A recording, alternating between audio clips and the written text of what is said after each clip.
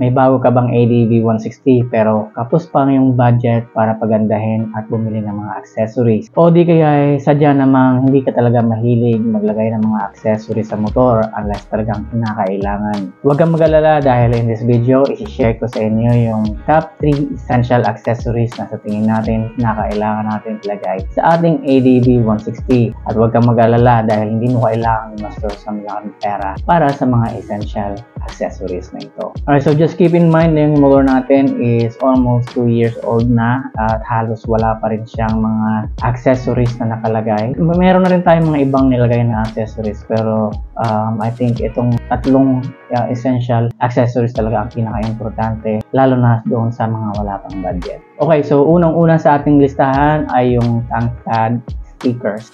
The reason kung bakit recommended ko na maglagay kayo ng tank pad stickers, ito yung part na palaging nasasagay sa tingin ko, lalo na pagka sumasampa ka or umaalis ka sa motor na natatamaan ng ating mga sapatos. So to protect it from scratches, I would really suggest na lagyan mo ng tank pad stickers.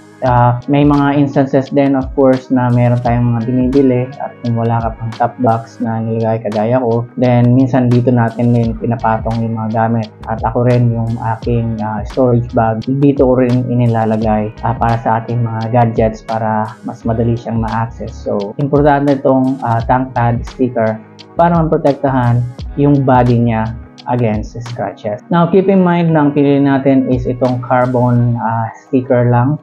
There are others na gumagamit sila ng rubber stickers. Pwede naman yun, pero in my opinion, kasi yung rubber prone siya para mag-expand pag naiinitan at ang result niyan is madali siyang matiklap lalo na pag laging nasa initan yung motor niyo. So, you can either choose that rubber tank pad stickers or kagaya nito na carbon fiber sticker lang ang ginamit natin, and it's been there for almost 2 years na rin. Alright, so second on my list is yung instrument panel film protector. Ito yung sa ating instrument panel kasi napansin ko before kasi hindi ko pa siya nilagyan, konting buff lang sa inyong instrument panel, madali siyang magasgas. So might as well na lagyan mo na lang ng film sticker para at least kapag naglilinis ka or pag pinupunasan mo yung instrument panel natin, huwag siyang magagasgas. Kung mapapansin nyo yung ating film sticker is nagbabubble na pero hinahayaan ko lang siya dyan until makabili ako ng bago.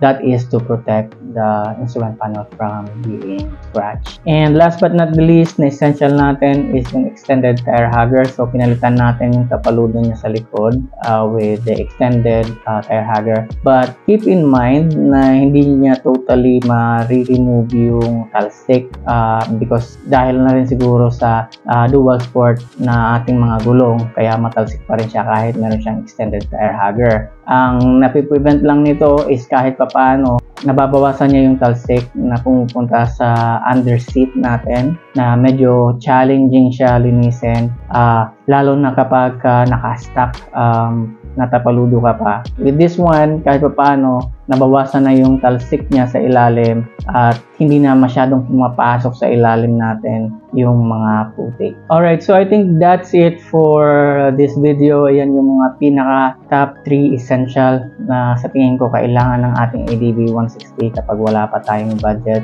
However, feel free to comment down below if meron pa yung mga other suggestions aside from this. And also, I hope nakatulong yung video na to. If it did, please give it a thumbs up. Again, this is Joel. If you are interested in motorcycle related events, travel and gadgets, please make sure to subscribe to this channel. Thank you. I'll see you again on the next one.